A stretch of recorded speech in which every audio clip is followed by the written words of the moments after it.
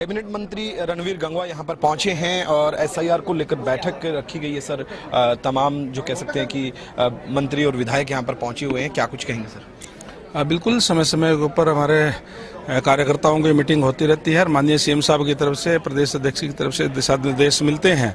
आज भी मीटिंग बुलाई गई है, जो भी दिशा निर्देश मिलेंगे तमाम कार्यकर्ता मिलकर के उस पर काम करेंगे। देखिए, 12 साल कह सकते हैं कि कंप्लीट हो चुके हैं, 10 साल पहले के और 2 साल इस आपकी तीसरी टर्म सरकार की। किस प्रकार से देखते हैं इन 12 सालों को?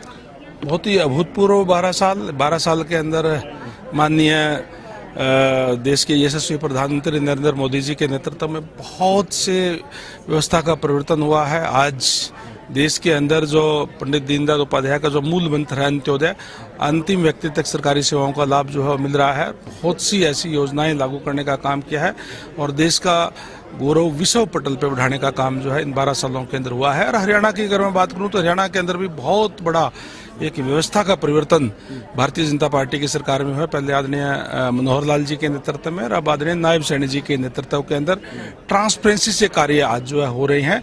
और इन ट्रांसपेरेंसी के कार्यों में अब जो तीसरी टर्म की सरकार है, इसमें भी सारी जो निकाय हमारे चुनाव थे, सारे मतदाताओं ने उस पर मुहर लगाने का काम भी किया है। सर, जिस प्रकार से देखा जाए एसआईआर को लेकर अब केवल विपक्ष भी जो है मजबूती दिखाते हुए नजर आ रहा है। विपक्ष का कहना है कि एक भी जो सही वोट है उसको कटने नहीं दिया जाएगा, गलत वोट है जो उसके ऊपर अब की बार हम ऑब्जेक्शन करेंगे। इस प्रकार की बात, गलत जो वोट जो है गलत तरीके से काटने की बात तो भारतीय जनता पार्टी करती नहीं। भारतीय जनता पार्टी तो फर्जी वोट काटने की बात करती है।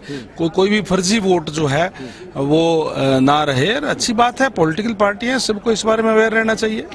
जिस प्रकार से विपक्ष सर लगातार ये सवाल भी उठा रहा है कि जय चुनाव आयोग की बात कर लें, चुनाव आयोग को लेकर भी ये कहते हुए नजर आते हैं कि प्रेशर में है भारतीय जनता पार्टी के, उन्हीं के हिसाब से काम कर रहा है। इस तरीके की प्रतिक्रियाएं लगातार विपक्ष के आते हैं। चुनाव आयोग इंडिपेंडेंट एजेंसी है। कांग्रेस पार्टी को आज देश और प्रदेश की जनता ने नकारने का काम किया है और इसलिए आज उनके पास कहने के लिए कुछ नहीं है। इसलिए इस तरीके के भ्रामक प्रचार वो फैलाने का काम जो है कांग्रेस पार्टी के लोग कर रहे हैं। सर, अंतिम सवाल रहेगा, पेट्रोल 100 पार, लोगों में हाहाकार, लगातार डीजल और पेट्रोल के जो है दाम बढ़ रहे हैं, क्या कुछ कहेंगे? काफी कह सकते हैं कि असर लोगों के ऊपर जो पड़ रहा है। देखिए, कच्चा तेल हम बाहर से आयात करने का काम करते हैं। आज जो वैश्विक हालात है, जो अमेरिका ईरान इजराइल युद्ध के बाद में जो, क्योंकि कच्चे तेल की कीमतें बढ़ी हैं, जब कच्चे तेल की कीमतें बढ़ती हैं तो उसी हिसाब से कीमतें जो है पेट्रोल डीजल की घटती और बढ़ती रहती है समय समय पर। धन्यवाद सर। ये थे हमारे साथ कैबिनेट मंत्री रणवीर गंगवा, जिन्होंने तमाम जानकारी